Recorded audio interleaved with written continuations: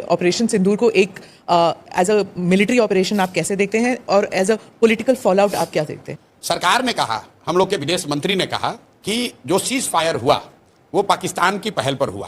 तो अगर पाकिस्तान के पहल पर सीज फायर हुआ, इसका मतलब कि पाकिस्तान दबाव में था। तो अगर पाकिस्तान दबाव में था 1 दिन या 2 दिन के ऑपरेशन सिंदूर के बाद, तो भाई आप काहे सीज फायर किए?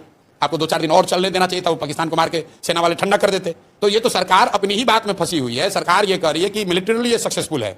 तो जब सक्सेसफुल था, पाकिस्तान घुटने पर आ गया था, आपसे सीज फायर के लिए रिक्वेस्ट कर रहा था, तो आपने सीज फायर किया क्यों? देश की जनता तो यही पूछ रही है कि भाई सीज फायर ये अचानक से क्यों हो गया? ट्रंप जी अपना अलग डफली बजा रहे हैं कि हमने अमेरिका से ही करा दिया। तो भाई ट्रंप की बात को हम क्यों मानेंगे? हम तो अपने देश की बात, सरकार की बात मानेंगे।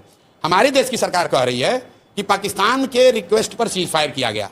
तो देश के नागरिक होने के नाते हम लोग पूछ रहे हैं कि भाई इतने दिन के बाद मौका मिला था, आपने ऑपरेशन सिंदूर शुरू किया, देश भर के लोग आपके साथ खड़े हुए, और पाकिस्तान की हालत ये हो गई कि एक ही दिन में सीज फायर के लिए वो घुटने पर आ गए थे, तो 2-4 दिन और चलने देते। अमित शाह जी ने कहा है पार्लियामेंट में कि हम लोग वो लोग हैं जो देश के लिए जीने मरने वाले हैं, पाकिस्तान ऑक्यूपाइड कश्मीर को लेना हमारा लक्ष्य है।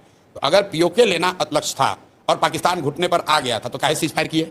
अगर बलूचिस्तान को आज़ादी दिलानी थी, पाकिस्तान घुटने पर था, तो क्यों समझौता किए? मतलब लोग तो ये पूछ रहे हैं कि भाई आपने सायरन बजवाया, प्रैक्टिस करवाया, तो हम लोग तो तैयार थे 2-4-5 दिन के लिए। एक ही दिन में काहे सीज फायर कर दिए? 2-4 दिन और चलने देते, पीओके ले लेते हम लोग, तब आप कर लेते।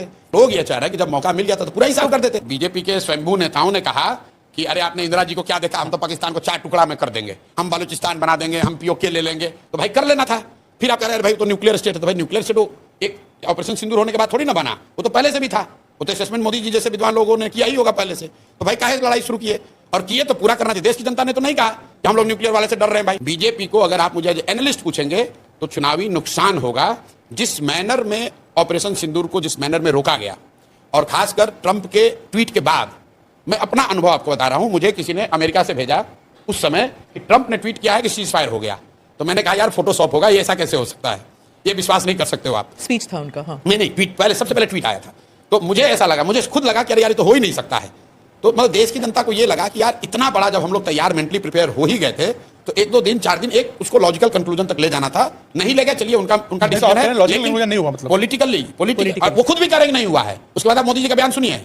डैमेज कंट्रोल करने के लिए वो क्या कह रहे हैं कि ऑपरेशन सिंदूर जारी है, उसका फॉर्म बदल गया है। वो भी नहीं कह सकते हैं कि रोक दिया है, क्योंकि उनको भी मालूम है कि देश की जनता ये नहीं चाहती थी कि रुके।